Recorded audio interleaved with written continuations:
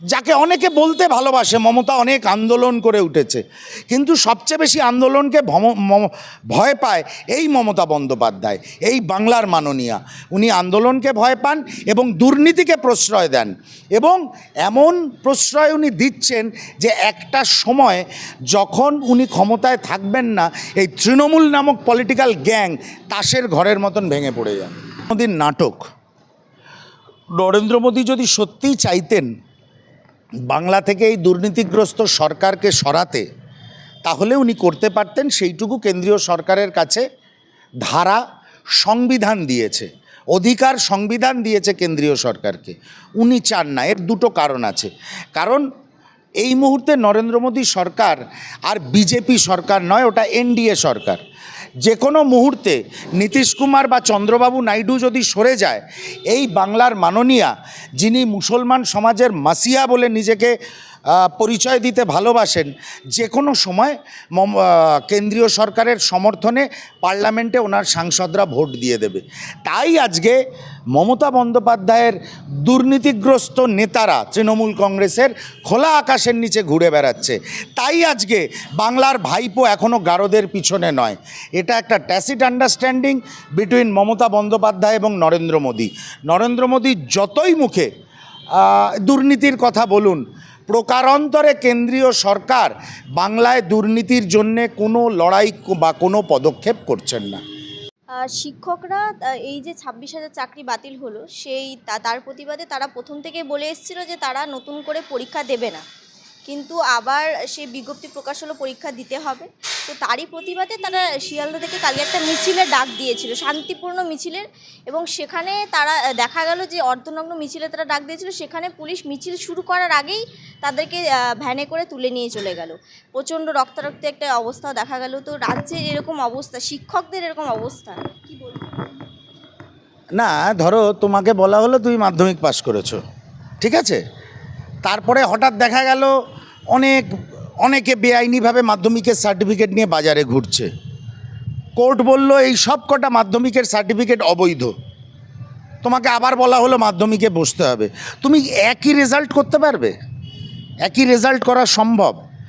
চাকরি বিক্রি করেছে মমতা বন্দ্যোপাধ্যায়, টাকা তুলেছে মার্কেট থেকে, আবার সেইটাকে ঢাকা দেওয়ার জন্যে নতুন করে সব শিক্ষকদের যারা আইনিভাবে পাশ করেছে এবং বেআইনিভাবে পাশ করেছে তাদের আবার বলা হচ্ছে তুমি পরীক্ষায় বসে যাও।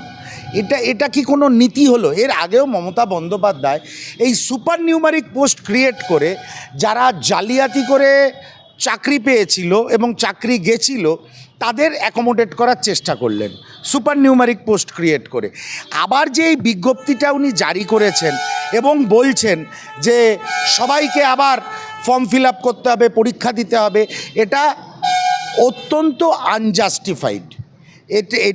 এতে কোনো সন্দেহ নেই বাংলার বুকে শিক্ষা জগতে যে র্যাম্পেন্ট করাপশান মমতা বন্দ্যোপাধ্যায় করেছেন তার কোনো ক্ষমা হয় না।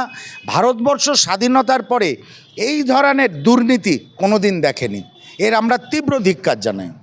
আচ্ছা, এই যে নতুন বিজ্ঞপ্তি প্রকাশ হয়েছে সেখানে বলা হচ্ছে যে প্রথমে ভাইভাতে 10 নম্বর এবং ডেমোতে 10 নম্বর থাকবে, মানে টোটাল 20 নম্বর। সেটা তো দুর্নীতি হওয়ার একটা চান্স আছে। তো শিক্ষকরা বলছে যে পুরো পরীক্ষা হলে পুরোটাই লিখিত হতে হবে। মমতা বন্দ্যোপাধ্যায় এবং তার প্রশাসন যেখানে থাকবে সেখানেই দুর্নীতি হবে। ভাইভাতে 10 নম্বর এবং আরেকটা কিসে বললে 10 নম্বর? ডেমো লেকচারে 10 নম্বর। তো এই 20 নম্বরে তো হবেই। টাকা নেবে আবার মমতা বন্দ্যোপাধ্যায়ের দলের নেতারা, আবার দুর্নীতি হবে। এই 20 নম্বর নিয়েও দুর্নীতি হবে। দেখবে কয়েক কোটি টাকার কয়েকশো কোটি টাকার দুর্নীতি আবার ফাঁস হচ্ছে। এটা অত্যন্ত দুর্ভাগ্যজনক। বাংলার মানুষ এই পরিস্থিতি থেকে কবে মুক্তি পাবে সত্যি আমাদের জানা নেই।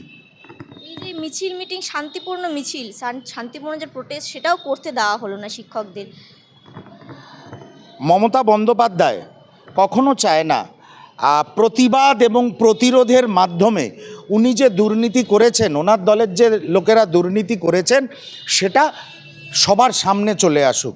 তাই উনি যে কোনো ধরনের গণতান্ত্রিক আন্দোলনকে প্রতিহত করার চেষ্টা করেন এবং যাকে অনেকে বলতে ভালোবাসে, মমতা অনেক আন্দোলন করে উঠেছে, কিন্তু সবচেয়ে বেশি আন্দোলনকে ভয় পায় এই মমতা বন্দ্যোপাধ্যায়, এই বাংলার মাননীয়া। উনি আন্দোলনকে ভয় পান এবং দুর্নীতিকে প্রশ্রয় দেন, এবং এমন প্রশ্রয় উনি দিচ্ছেন যে একটা সময় যখন উনি ক্ষমতায় থাকবেন না, এই তৃণমূল নামক পলিটিক্যাল গ্যাং তাসের ঘরের মতন ভেঙে পড়ে যাবে। আমি সবশেষ প্রশ্ন করব যে কিছুদিন আগেই প্রধানমন্ত্রী রাজ্যে এসেছিলেন, কোচবিহারে এসেছিলেন, এবং এসেই তিনি অপারেশন সিন্দুরের জয়গান তিনি গাইলেন, কিন্তু রাজ্যে যে এরকম অবস্থায় যে শিক্ষকরা যে রাস্তায় এতদিন ধরে বসে আছে সেই সম্পর্কে তিনি কোনো কথা বলছেন না। অন্যদিকে এই অপারেশন সিন্দুরকে হাতিয়ার করে নির্বাচন যে জয়ী করতে চাইছে তৃণমূল কংগ্রেস, এটা তিনি বলছেন।